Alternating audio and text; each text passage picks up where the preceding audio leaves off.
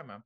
Se conoció también esta semana, arrancando precisamente el propio lunes, que un periódico que ha sido una referencia para el periodismo de investigación en Centroamérica, en los últimos, que ha venido publicando sobre todo en los últimos 26 años, informaciones sobre también casos de corrupción gubernamental y también los alcances sociales que ha llegado a tener muchas veces y transnacional que ha logrado tener el narcotráfico y el fenómeno pandillero en Centroamérica. Y es el caso del periódico de Guatemala, un periódico que durante todo este tiempo pues, ha sido un medio de comunicación incómodo para los distintos gobiernos, no tan solo el de Alejandro Yamatei particularmente en la actualidad, sino también para gobiernos anteriores, y que ante el hostigamiento judicial que han tenido que sigue sufriendo su director, así como muchos de sus cuerpos de periodistas, ciertamente pues el periódico se ha visto en los últimos meses pues a ser asfixiado financieramente y ha cerrado su publicación en papel. En este contexto, Manolo, me gustaría un poco tu perspectiva sobre lo ocurrido, considerando bueno, esto trastoca también el tema necesario de toda democracia, que haya libertad de prensa y que el ejercicio periodístico pueda realizarse con ciertas garantías. ¿Cómo lo miras tú? Mira, bueno, Xavi, además esto nos da pie a empezar a hablar de Guatemala, ¿no? Bueno, yo creo que en próximos programas tendremos que hablar más.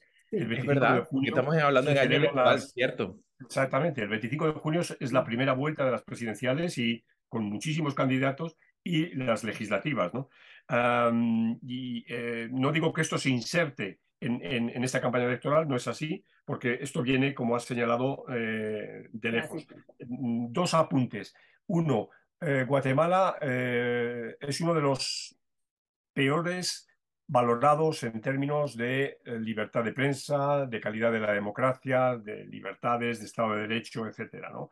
Yo creo que detrás se sitúa poco por delante de Cuba, Venezuela y Nicaragua. Esta es una primera cuestión que tenemos que tener en cuenta, ¿no? Ahora mismo hay cerca de una treintena de fiscales, de personal que de alguna manera ha tenido participación en el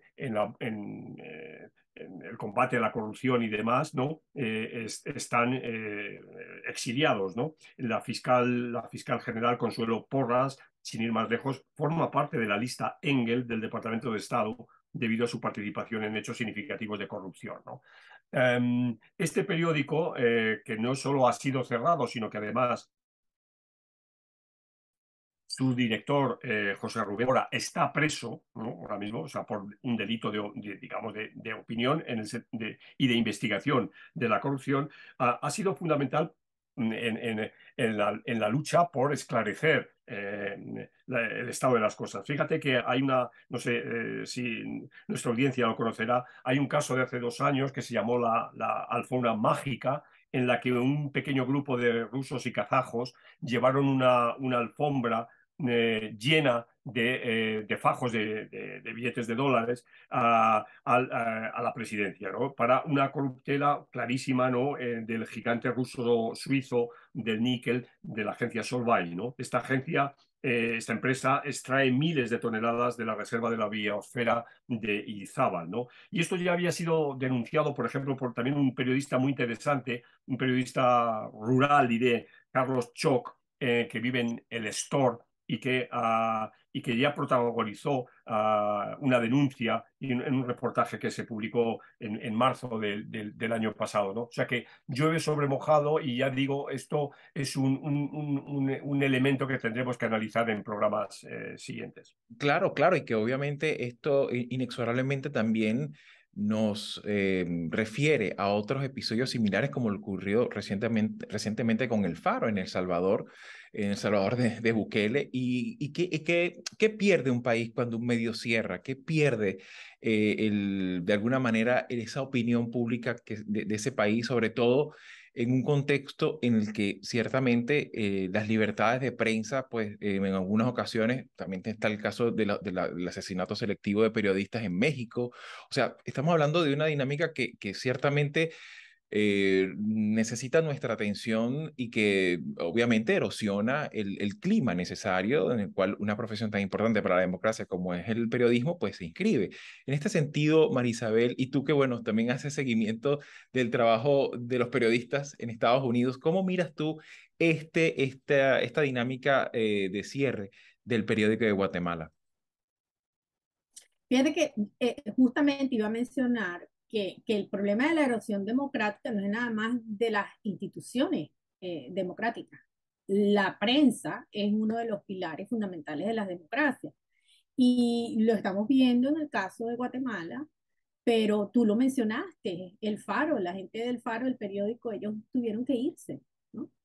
Y el problema está en que, sí, nosotros, por ejemplo, en el caso de Cuba, la persecución es tremenda y los pocos periodistas cubanos que no son defensores del sistema y del régimen político, pues lo hacen no solamente bajo muy duras condiciones, sino que es muy difícil. ¿Cuántas veces Joanny Sánchez no tuvo que usar Twitter por mensaje de texto para comunicar información hacia afuera de Cuba? Eso hace años. ¿Y en qué ha cambiado eso? Lo que ha hecho es empeorar porque además del tema de la persecución, algunos terminan presos, exilio forzado. Entonces, estamos viendo que el deterioro democrático no es que comienza, pero se profundiza una vez que las instituciones fundamentales, que no son las políticas, sino, por ejemplo, la libertad de prensa y la libertad de expresión, son conculcadas.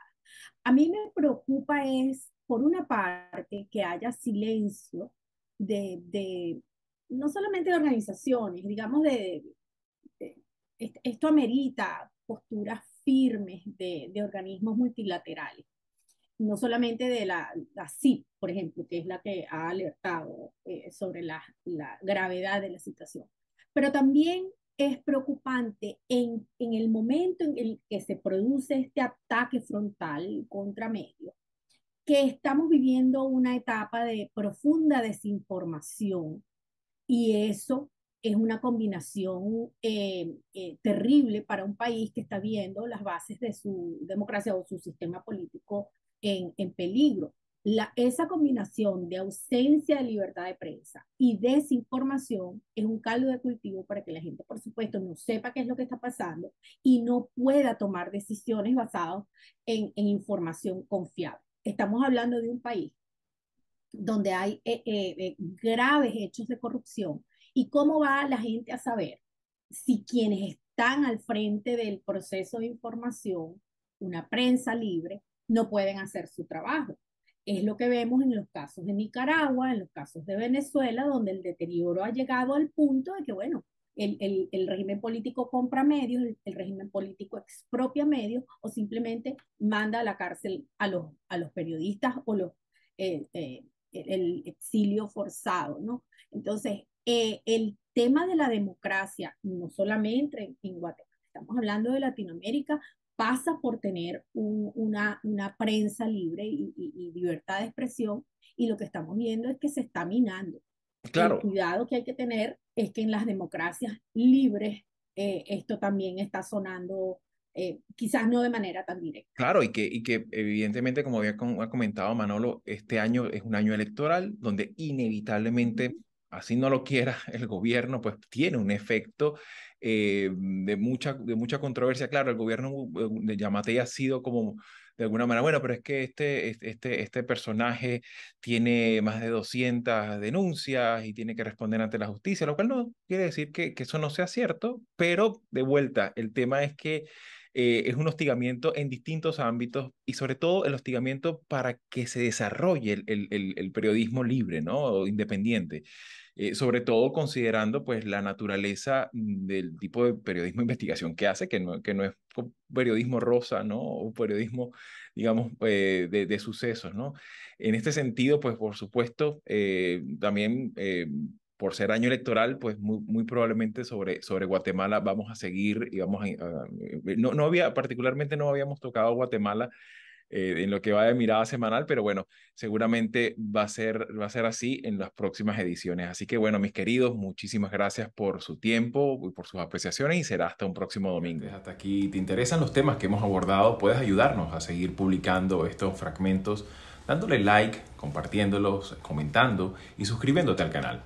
El audio de la entrevista completa lo puedes conseguir en la página latinoamerica21.com/podcast y en las principales plataformas de audio. Subimos videos nuevos todas las semanas, así que nos volveremos a ver muy pronto.